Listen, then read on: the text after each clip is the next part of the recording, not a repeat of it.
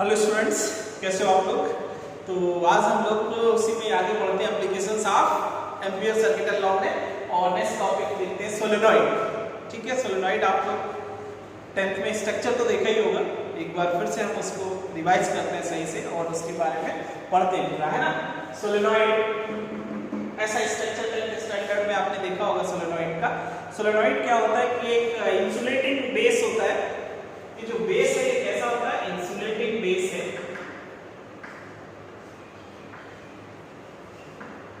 Non conducting,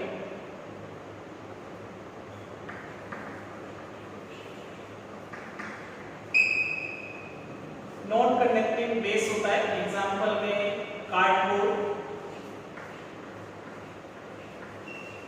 type का, उसके ऊपर हम लोग वायर को, ठीक है, इंसुलेटेड वायर्स को रैप करते हैं। तो सारे इंस्ट्रूमेंट को हम लोग क्या बोलते हैं, सोलेनॉइड।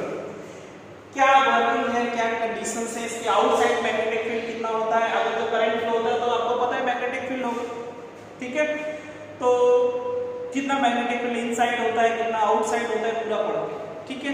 सबसे पहले तो ये ध्यान रखो कि जैसे कोई ये क्या है बताओ, ये जो हम सोलेनॉइड में रैप्ड करते हैं ये क्या है, ये आपके पास कह सकते हो कोएक्सियल सर्कुलर लूप्स होते हैं। Coaxial circular loops axis same होती है, सेंटर तो अलग अलग है सबका, लेकिन जो सर्कुलर लूप्स हैं ये कह सकते हो कोएक्सियल सर्कुलर लूप्स।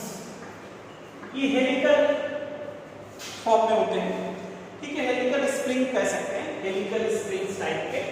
तो कोएक्सियल सर्कुलर लूप्स होते हैं। अगर जो हम इसको टोटल सही पढ़ना चाहें तो स्टार्टिंग में देखते हैं हम 2 सर्कुलर लूप्स लेंगे इस प्लेन में ऐसे, है ना, और ये सर्कुलर लूप। करंट इसमें भी एंटी क्लॉकवाइज है, इसमें भी करंट कैसा है, एंटी क्लॉकवाइज। अब जैसे ये डॉटेड बनाया है, मतलब हाफ अंदर है हाफ बाहर, ऐसा दो रिंग्स ऐसे हैं। अब इनमें करंट कैसे फ्लो हो रहा है, एंटी क्लॉकवाइज। तो कोई भी रिंग है उसमें मैग्नेटिक फील्ड लाइंस कैसे होती है, जैसे ये रिंग है, इसमें करंट सपोज ऐसे एंटी क्लॉकवाइज फ्लो हो रहा है, तो मैग्नेटिक फील्ड लाइंस कैसे होती है, तुमको पता है एंटी क्लॉकवाइज है तो करंट एक इससे ऊपर से जाता है, ऐसे मैग्नेटिक फील्ड लाइंस होती है, ऐसे मैग्नेटिक फील्ड लाइंस होती है।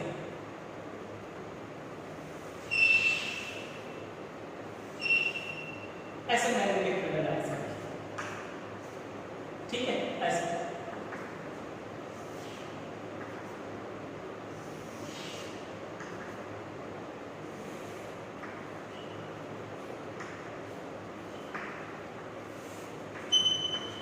ऐसे मैग्नेटिक फील्ड लाइंस थोड़ा सा ऐसे है,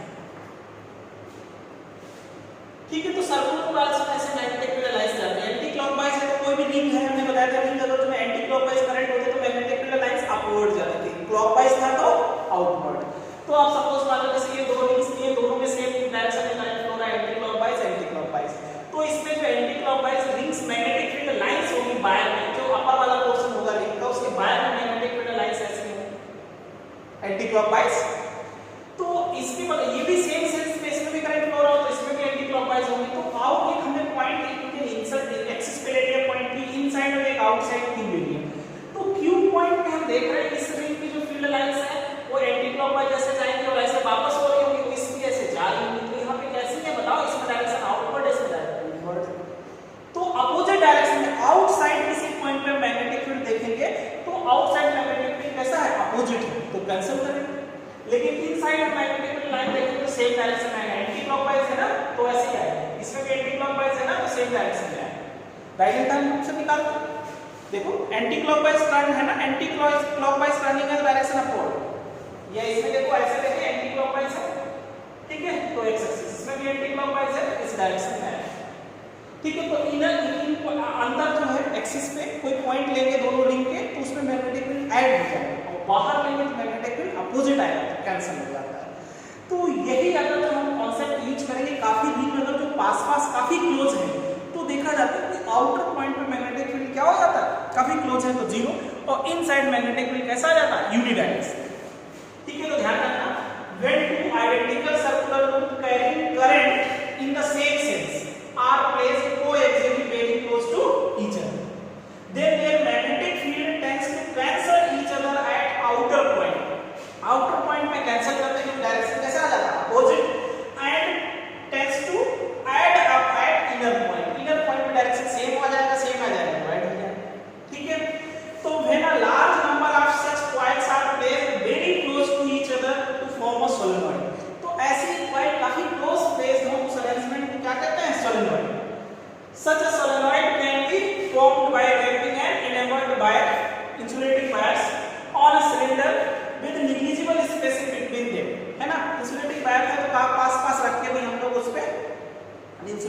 वायर के अंदर वो फिक्स होता है ना, कवर्ड होता है इंसुलेटिंग कवर्ड से, तो वायर उसके को हम लोग टच करते हुए बिल्कुल पास पास पास पास ऐसे लेवल करके अरेंजमेंट बना लेते हैं, तो उसको हम लोग क्या बोलते हैं, सोलेनॉइड। ठीक है, तो ध्यान रखेंगे when a large number of such coils are placed very close to each other form a solenoid. Such a solenoid can be formed by wrapping an inward wire of a cylinder with negligible spacing between them, between the turns.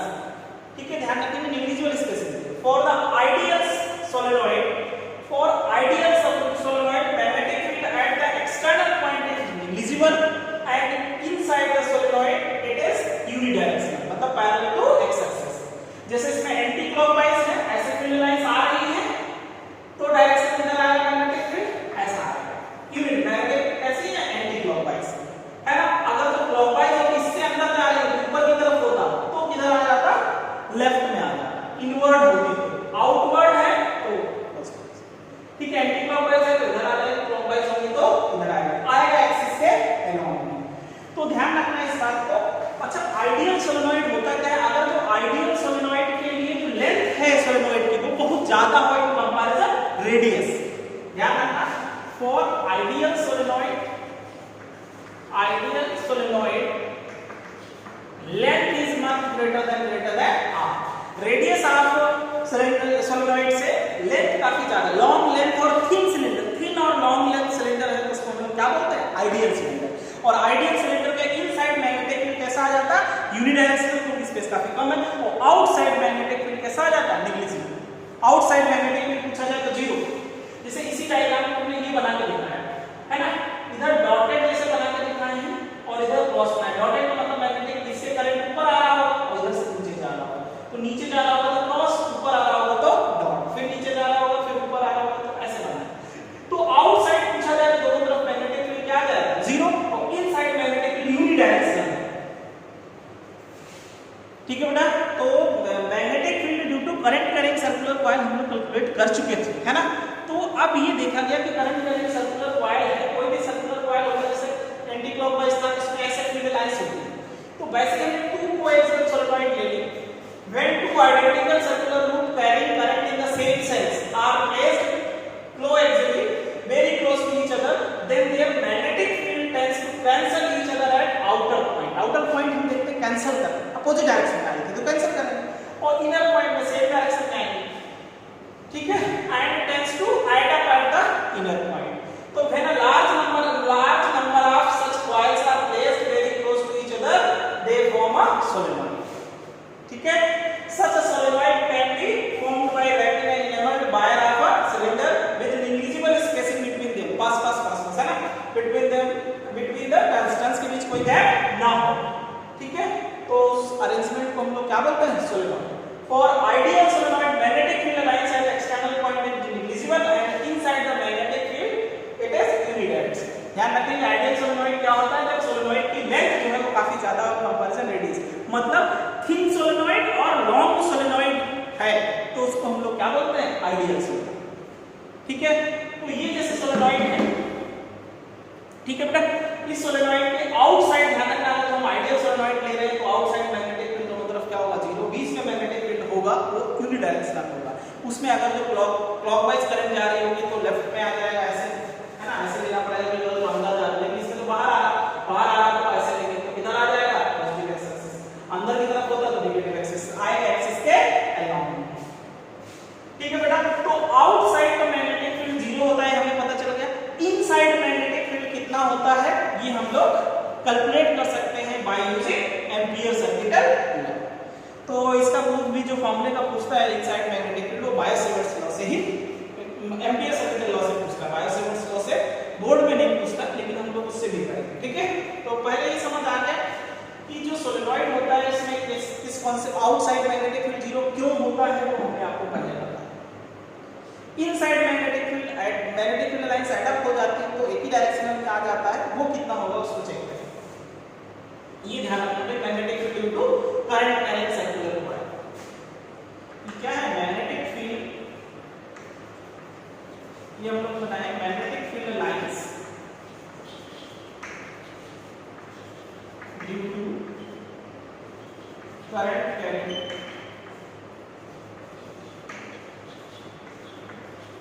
Circular coil के through current magnetic field lines कभी draw करने के लिए कह देता है, तो आप ध्यान रखिए आपसे magnetic field lines due to current करें सर्कुलर कॉइल, वो हमने आपको दिखाया। ठीक है, तो फिर ये थोड़ा सा पॉइंट आपको क्लियर हो जाएगा। ऐसे कई टर्म्स अगर जो पास हैं उस अरेंजमेंट को क्या कहते हैं, सॉलिनॉइड कहते हैं, कैसे बनाते हैं वो हमने आपको नोट कराया है। ठीक है, अब ये क्लियर हो गया इस पॉइंट से कि ये आउटसाइड मैग्नेटिक फील्ड 0 होगा, लेकिन इनसाइड कितना मैग्नेटिक फील्ड होगा ये हम लोग किससे प्रूफ करते हैं, bye Ampere circuital.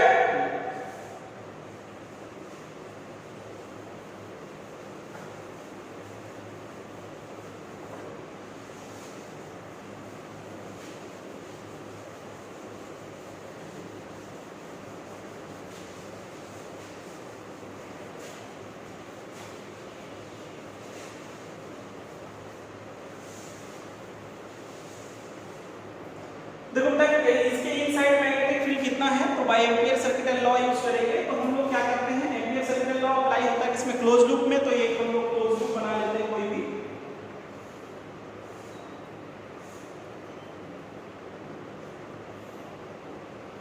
A B C और डी।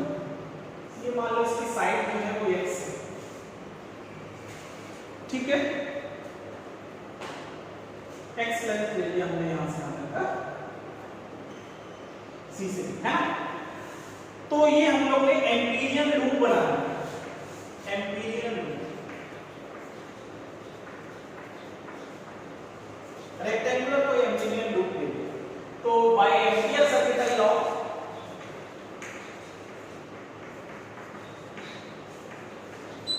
बाय एम्पियर्स लॉ क्या होता है, line integral of magnetic field mu naught times होता है इसके इनक्लोज्ड करंट, इनक्लोज्ड करंट। ठीक है, तो ये जो लूप है, जो लेंथ लेंगे 4 स्टेप में लिख सकते हैं इसको, इंटीग्रेशन a से b तक ले लें, b dot dl plus integration कहां से कहां तक, अच्छा बताओ a से b तक जब हम लोग ले लेंगे, चलो a से b फिर b से c तक ले लेते हैं, b dot dl plus integration c से d b dot dl plus d to a b dot dl। Mu naught times होगा इनक्लोज्ड करंट।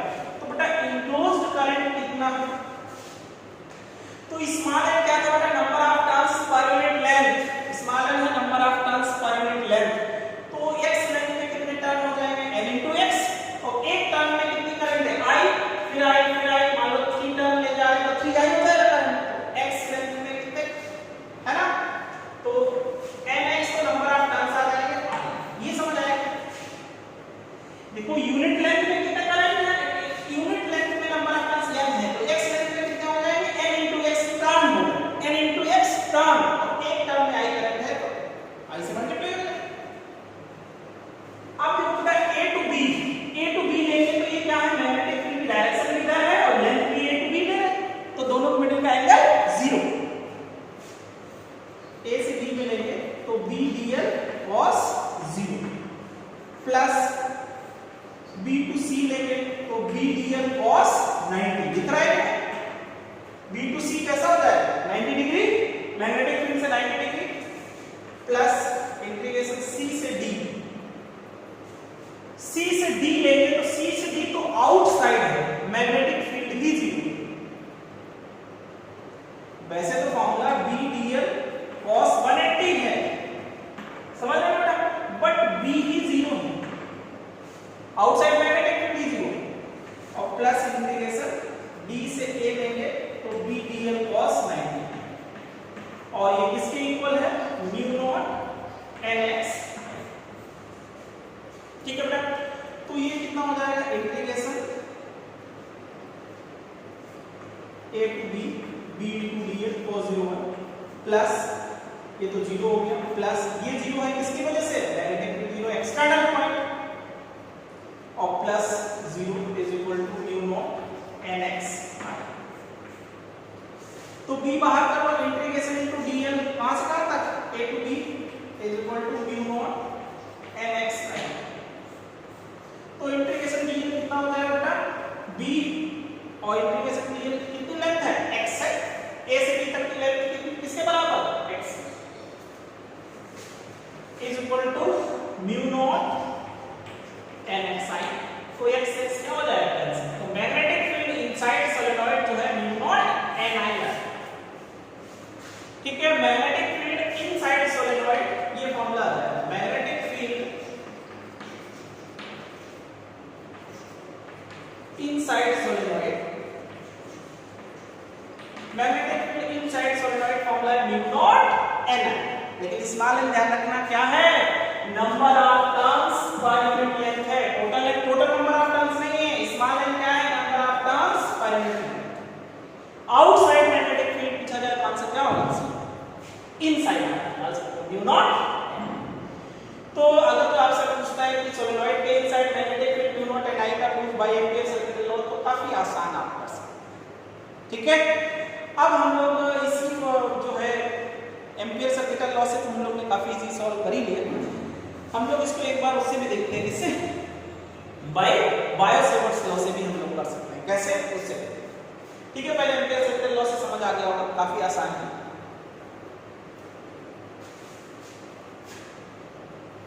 ठीक है, तो इनसाइड मैग्नेटिक फील्ड सोलेनॉइड में म्यू नॉट n i।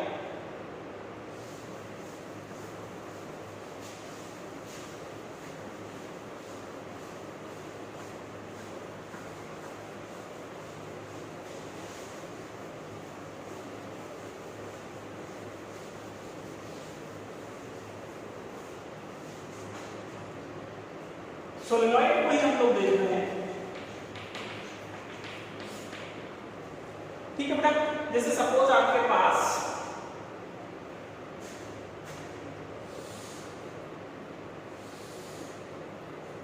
एक हम लोग फाइनाइट लेंथ का ही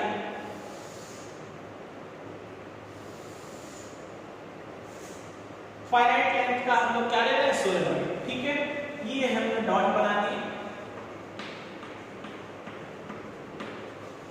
इधर क्रॉस। समझ लो करंट इधर से आएगी, ऐसे जाएगा, ऐसे रहेगा। ठीक है, ऐसे बात समझ गए बेटा। तो अगर तो मान लो इसके अंदर हमें किसी पॉइंट P पे मान लो मैग्नेटिक फील्ड चाहिए, इस P पॉइंट पे मैग्नेटिक फील्ड कितना होगा सपोज फाइंड करना है, एक्सिस P पॉइंट पे कितना मैग्नेटिक फील्ड होगा, find magnetic field at P। तो बेटा अगर तो हम एक छोटे सा मान लो सपोज यहां से यहां तक हम लोग क्या कहते हैं, कोई dx लेंथ का पार्ट है, इस पॉइंट से x डिस्टेंस दूर मान लो dx लेंथ का कोई हम लोग ने पार्ट ले, dx लेंथ का कोई पार्ट। उस dx लेंथ में क्या होगी, सर्कुलर कॉइल्स होंगे, और सर्कुलर कॉइल के एक्सिस पे तो मैग्नेटिक फील्ड हमको पता ही था ना, उस फॉर्मूले का यूज करके भी हम सॉल्व कर सकते हैं। ठीक है, मान लेते हैं सपोज ये जो स्मॉल एलिमेंट है ये यहाँ पे कितना एंगल फॉर्म कर रहा है, थीटा, और ये डिस्टेंस तो हम लोग ने x लिए, कितना लिया है, x। ठीक है बेटा, तो ये जो मैग्नेटिक फील्ड किसकी वजह से निकाल रहा है, by Biot-Savart's, by magnetic field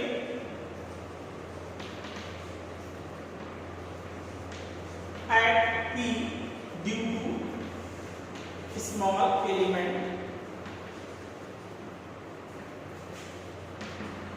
element dx, इतने पोर्शन, और स्मॉल एलिमेंट को पता ही क्या था, number of turns per unit length.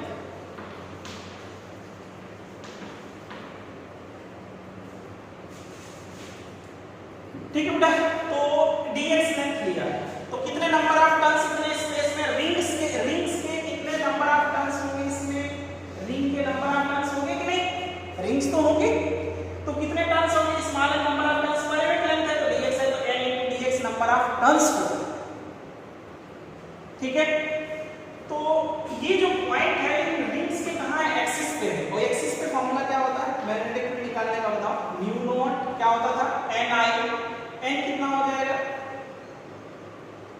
Small n into dx, mu naught N I R square, मान लेते हैं इसकी रेडियस जो है वो R, mu naught N I R square by 2 क्या होता था, R square plus X square की पावर 3। ठीक है,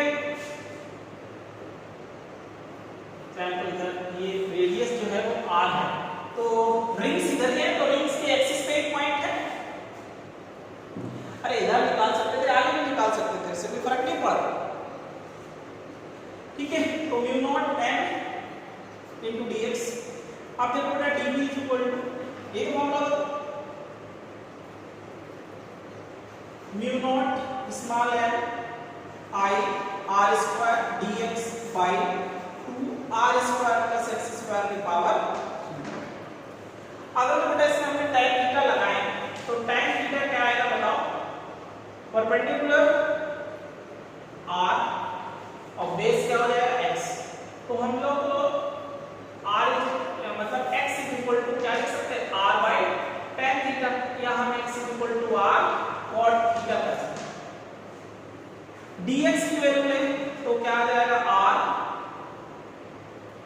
चलो dx by d थीटा कर देते हैं, differentiate with respect to theta, dx by d theta is equal to r, और cot स्क्वायर थीटा का डिफरेंशिएशन क्या होता है, माइनस cosec स्क्वायर थीटा, तो माइनस cosec स्क्वायर थीटा, तो हम dx की जगह पे लिख सकते हैं माइनस r और cosec स्क्वायर थीटा और d। ठीक है, तो ये dx की वैल्यू रख लेते हैं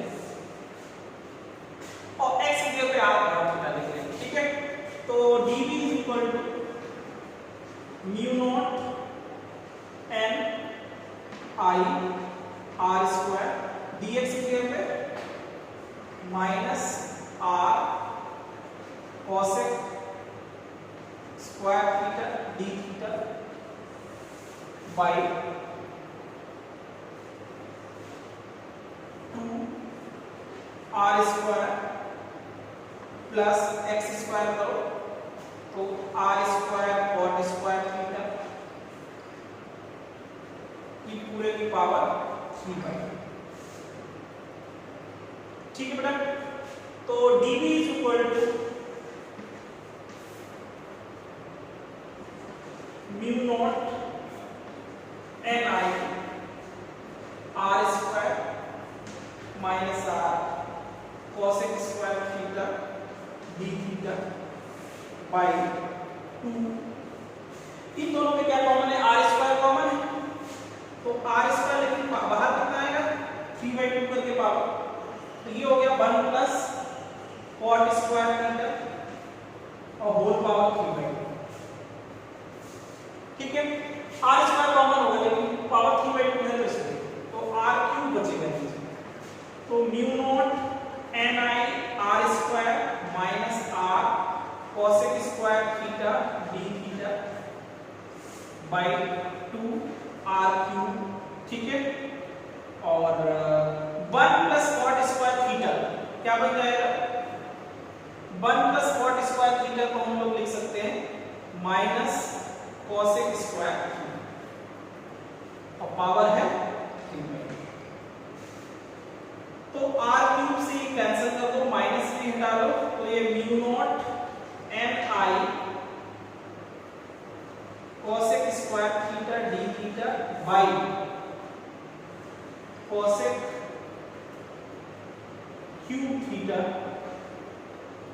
बचेगा, cosec क्यूब थीटा 2 तो बचे, क्यूब कैसे हो जाएगा बेटा, जब पावर 3/2 करेंगे तो 2 कैंसिल क्यूब हो जाएगा। ठीक है, तो अब इसमें से 2 तो कैंसिल हो जाएगा, 1 बचेगा, है ना, तो इसको हम लोग dv is equal two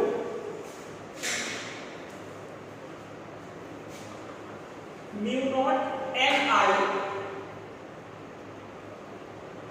by 2, अब 1 बाई cosec थीटा को हम लोग sin थीटा लिख सकते हैं, 1 बाई cosec थीटा को क्या लिख सकते हैं, sin थीटा और d थीटा। अब total magnetic field at P, total magnetic field at P, तो टोटल मैग्नेटिक फील्ड के लिए इंटीग्रेशन ले लेंगे और लिमिट कहां से कहां तक, इस पॉइंट मिला देते हैं और इस एंगल से भी मिला देते हैं। ठीक है, इसको मान लो कह देते हैं थीटा 1 एंगल और इसको कह देते हैं थीटा 2। तो कहां से कहां तक, यहां से लेकर यहां तक पूरा, तो मतलब थीटा 1 से थीटा 2 तक पूरा एक्सिस से एंगल लेना है ना। तो एक्सिस से हमने इस एंड का एंगल मान लिया थीटा। ठीक है, यहां तो ये छोटा सा पोर्शन था, इधर वाले से ये जो लेफ्ट एंड है इसका हमने एंगल ले लिया थीटा 1 और सेकंड एंड का एंगल क्या ले लिया थीटा 2।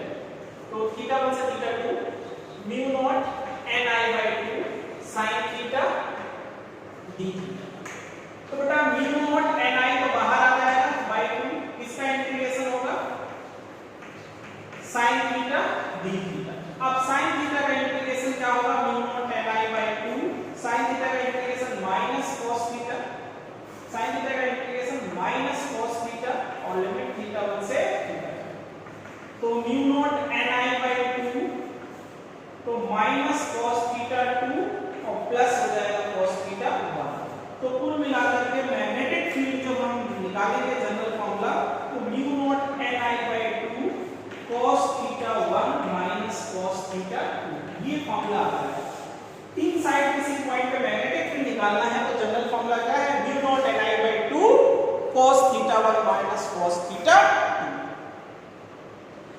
ठीक है बेटा, तो ध्यान रखना बेटा कैसे निकाला है, हमने छोटा सा एलिमेंट ले लिया और उस एलिमेंट में क्या होगी, सर्कुलर रिंग्स होंगी ना, और छोटा सा लिया तो एक ही रिंग कंसीडर कर सकते हैं और रिंग के एक्सिस पे तो मैग्नेटिक फील्ड हमें पता था। तो एक छोटे से सेक्शन की वजह से मैग्नेटिक फील्ड हमने कौन सा फॉर्मूला लगाया, सर्कुलर कॉइल के एक्सिस पे magnetic field at the axis of current carrying circular coil, क्या फॉर्मूला होता था बताओ बेटा, v = mu naught ni/r² + x² की पावर 3/2। वही फॉर्मूला हमने लगा दिया कि छोटा सा एलिमेंट में जो रिंग्स होंगी उनकी एक्सिस पे पॉइंट है तो एक्सिस पे कितना मैग्नेटिक फील्ड है। Capital length number of turns होता था तो हमने dx लेंथ में नंबर ऑफ टर्न्स निकाला, क्योंकि स्मॉल लेंथ तो number of turns per unit length है तो dx लेंथ में कितने होंगे n यूनिट्स। ठीक है, आइए यहां तक समझ गए। और ये जो वैल्यू है tan थीटा लगा के यहां से x और dx की वैल्यू जो निकाली थी वो रखो। ठीक है, तो dv = ये आ जाए ऐसे, फर्स्ट पॉइंट समझ, सेकंड है ना।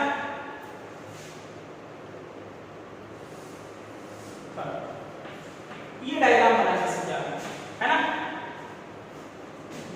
तो समझ गए होंगे, इस टाइप से आपको करेंगे। तो सर्कुलर कॉइल के इनसाइड मैग्नेटिक फील्ड निकालने का जनरल फॉर्म देखो, म्यू नॉट ni का प्रूफ एम्पियर सर्किटल लॉ से कर लिया था, तो इनसाइड कहीं भी निकालना हो म्यू नॉट ni आएगा, लेकिन किसके लिए था, for ideal solenoid. Ideal solenoid क्या होता है, थिन और लॉन्ग सोलेनॉइड के लिए था, और वही आपके सिलेबस में वही प्रूफ भी आपको करना है बोर्ड के लिए।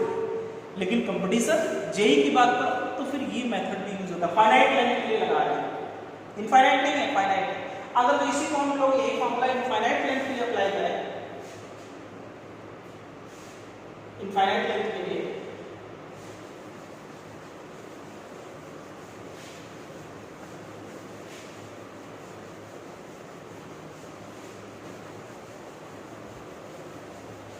देखो बेटा, इसी for infinite length solenoid, for infinite length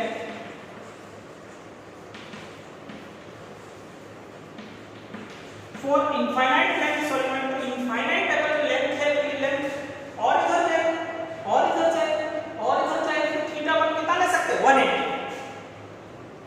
और थीटा 2 इसको और लेंथ इधर जाओ 0, तो थीटा 1 तो लेंगे 180 एंड थीटा 2 = 0 फॉर इनफाइनाइट, और बढ़ा लो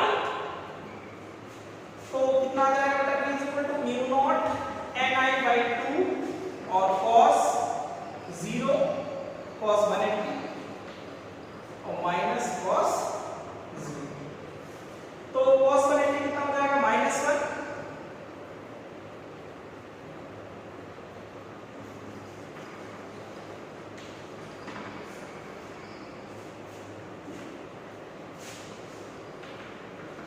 और ये V1, तो कुल मिला के -2 हो गया। ठीक है, तो म्यू नॉट Ni/2 हम लोग ने बेटा एंगल यहां से ले लिया, समझ गए ना? तो ये डायरेक्शन की वजह से कैसा आ रहा है, कुल मिलाकर 2 से 2 कैंसिल हो जाएगा। फॉर्मूला कितना आ गया बताओ, minus mu naught Ni। Minus तो डायरेक्शन बता रहा, कुल मिलाकर मैग्नेटिक फील्ड का फॉर्मूला वही आएगा, कितना Ni, म्यू नॉट Ni। तो सोलेनॉइड इनफाइनाइट लेंथ है, तो इनसाइड मैग्नेटिक फील्ड का formula mu naught Ni।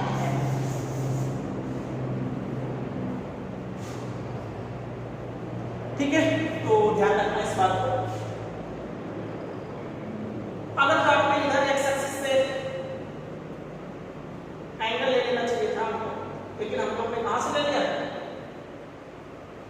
X axis से। ठीक है, कोई बात नहीं, इससे फर्क नहीं पड़ेगा। तो ध्यान रखना हम लोग ने एंगल कहां से दिया है, एक्स जैसे कि पॉजिटिव एक्स एक्सिस से left hand, positive x axis से राइट हैंड। ठीक है, तो म्यू नॉट Ni फॉर्मूला जो आइडियल सोलेनॉइड के लिए होता था, फॉर आइडियल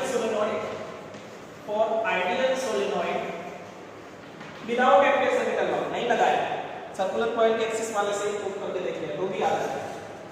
आइडियल सोलेनॉइड मतलब for infinite length solenoid, infinite length है तो θ1 कितना बच जाएगा 1, θ2 कितना हो जाएगा 0।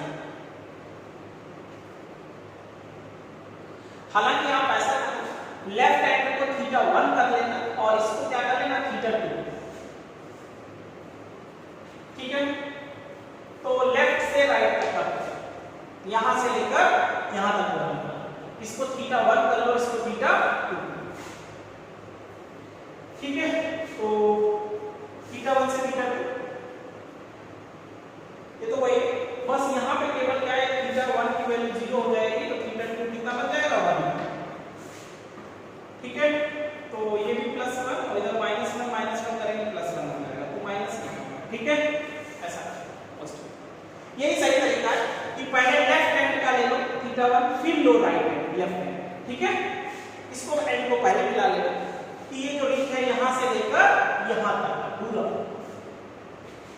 ठीक है, तो ऐसे करना है, इधर से लेना, ये लेफ्ट हैंड वाला पहले मिला लेना θ1 और इधर क्या लो, हमने उल्टा ले लिया था, लेफ्ट पहले ले लिया, राइट बाद में लिए, तो हम इधर से एंगल ले रहे थे, फिर इसी एंगल से लेना।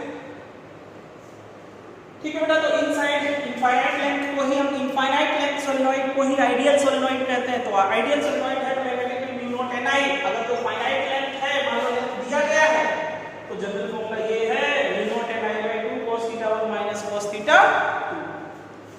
अब इसमें थोड़ा सा एक इंपॉर्टेंट बात है, किसी बेटा एक एंड पे मैग्नेटिक फील्ड पूछा है, magnetic field at one end of solenoid,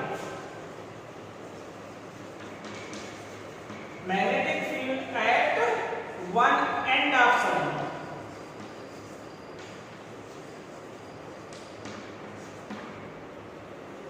one and पे निकालोगे, जैसे मान लो इस एंड पे हम निकालें, अगर जो इनफाइनाइट लेंथ ही है तो θ1 तो क्या रहेगा 0, फॉर इनफाइनाइट लेंथ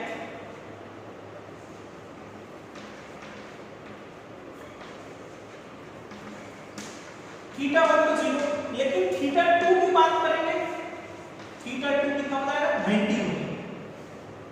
तो अब मैग्नेटिक फील्ड का फॉर्मूला लगाओ, म्यू नॉट Ni/2 और cos 0 माइनस cos 90, cos 90 0, तो cos 0 1, तो ये फॉर्मूला म्यू नॉट Ni/2। तो ध्यान रखना, सोलेनॉइड के एंड पॉइंट पे मैग्नेटिक फील्ड पूछा जाए, magnetic field at end of solenoid कितना होता है म्यू नॉट Ni/2, और इनसाइड कहीं पूछा जाए तो mu not Ni, infinite length. Infinite length मतलब आइडियल सोलेनॉइड, आइडियल सोलेनॉइड के इनसाइड कहीं मैग्नेटिक फील्ड पूछता है तो म्यू नॉट Ni, और एंड पे पूछता है तो म्यू नॉट Ni/2। ठीक है, और फाइनाइट लेंथ है तो ये जनरल फॉर्मूला।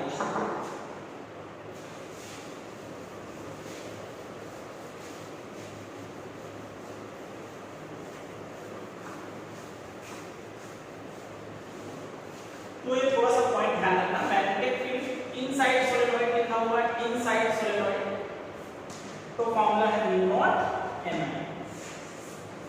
और वन एंड पे पूछ रहा है तो म्यू नॉट Ni/2 दोनों यूज होंगे।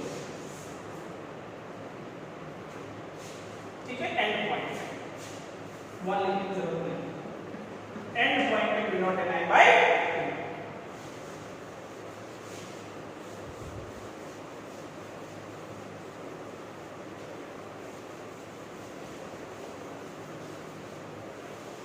ठीक है बेटा, ये तो इसकी लिए बात हो गया for ideal solenoid, for ideal solenoid. अगर जो कैसा है, फाइनाइट लेंथ सोलेनॉइड है, for finite length solenoid, finite length solenoid है ऐसा,